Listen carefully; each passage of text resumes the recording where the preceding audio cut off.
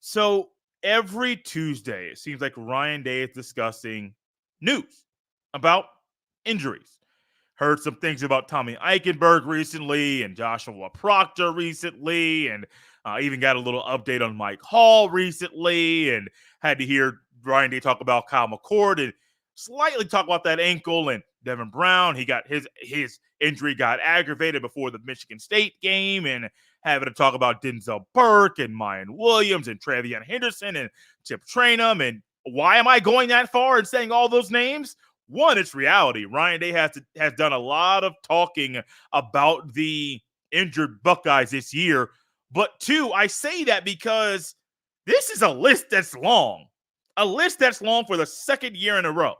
And I have not gone back in my notes and tried to compare and contrast this year's injuries compared to last year's injuries. But man, it is a long list. It is happening once again. Not sure why it's happening in Columbus, but man, this is annoying.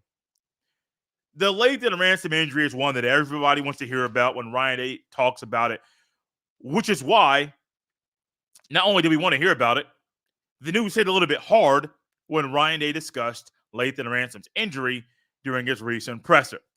Ryan Day said, without saying these words, Lathan Ransom's not eligible to play. Will be out for the remainder of the regular season. Yes, there's a thought and there's a hope that he'll be able to come back for the Michigan game, but that's not likely. That's a tough blow, man.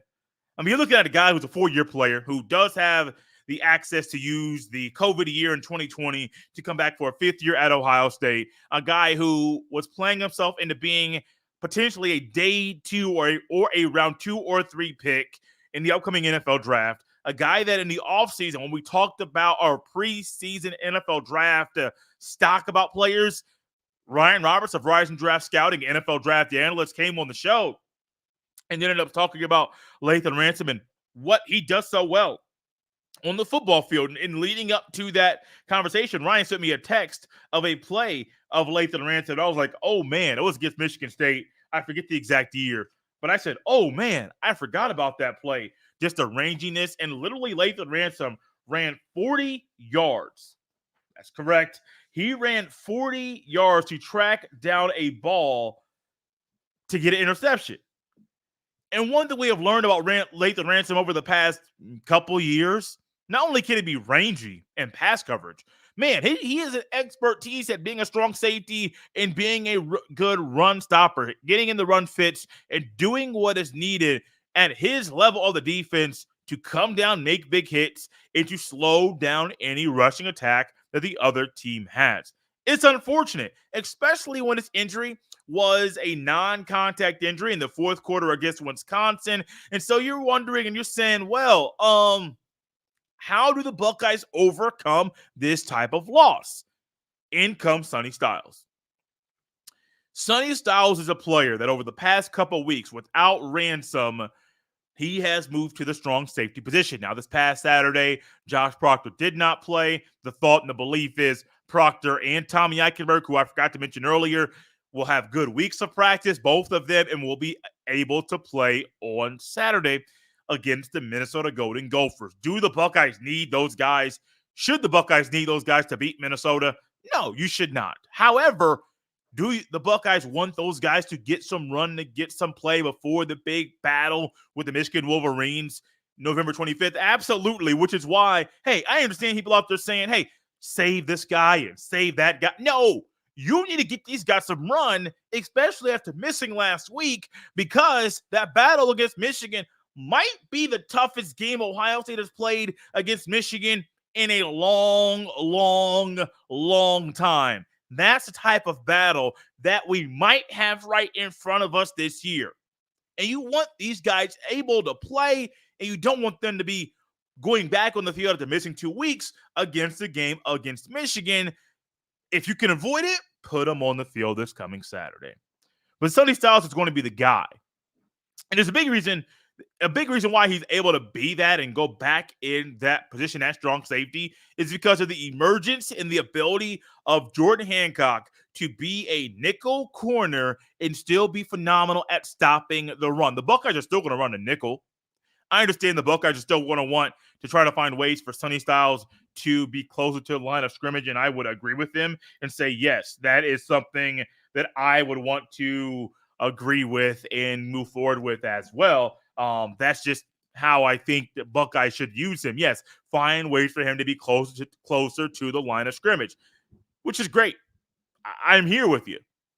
But what you got to do is find a way to put your best guys on the field and find those that are versatile and move them around if they need to be moved around due to injury. You're probably going to have, if healthy, Josh Proctor at free safety, Sonny Styles at strong safety, and at that nickel corner or cover safety position, it will be Jordan Hancock. Now, if Proctor's not able to play this coming weekend, Malik Hartford's going to be that guy back at free safety. And do you want him there against Michigan, or do you want Proctor? That's a question for you. I prefer to have Proctor back there at free safety, not Malik Hartford, but it all depends on how injuries go for the Buckeyes. Denzel Burke is back. Igman Osen's there. The thought is Eichenberg's going to play this weekend. Some of you may have noticed over the weekend that Mike Hall left the game, and people were wondering what happened. Didn't go to the medical tent. Just went back to the back. If Mike Hall is not a guy, your three interior defensive linemen are going to be Tyleik Williams, Ty Hamilton, and Hero Kanu. Ryan Day made that comment about Kanu and about how well he has played recently. It's unfortunate, man. Like, I can go through a list of stuff and a list of information about injuries. This is once again an issue at Ohio State. And I haven't watched football for a long time. You've been watching football probably for a long time as well. If you're a youngster and all you know is Buckeye football from the time you were able to walk until the age of 8, you're saying, man, my favorite Buckeyes keep getting hurt. Njigba, hurt. Mayan Williams, hurt. Eichenberg, hurt. Proctor, hurt. Ransom, hurt. I said Njigba because think about last year. We marvel at what Marvin Harrison Jr. did a year ago. Think about what could have happened if Njigba were healthy for an entire season, knowing that him and Stroud already had chemistry. I only get a little annoyed. It's not the players' fault. I'm not blaming them. I know injuries happen, but I think it's proper to ask, why are so many guys getting hurt back-to-back seasons? Say, man, it's a grueling schedule. Yeah. It's 12 games every year. It's the same thing. Sometimes you got better teams in your schedule. Sometimes you have worse teams, but it's the same thing every year. 12-game regular season, capped off by the battle with the Wolverines, potentially a Big Ten championship game, definitely a bowl game because it's the Buckeyes, and potentially a place in the Natty. Potentially 15 games, at minimum 12. You can play and prepare for the 12, maybe 13, maybe 14, maybe 15. Why in the world? Well, definitely 13, excuse me. Why are so many guys getting hurt every year? It's a valid question to ask. I don't have enough medical expertise to try to diagnose the issue. I hope somebody does, because I don't think this wants to be a narrative Ryan Day has over the next few years, as he is Ohio State's head football coach.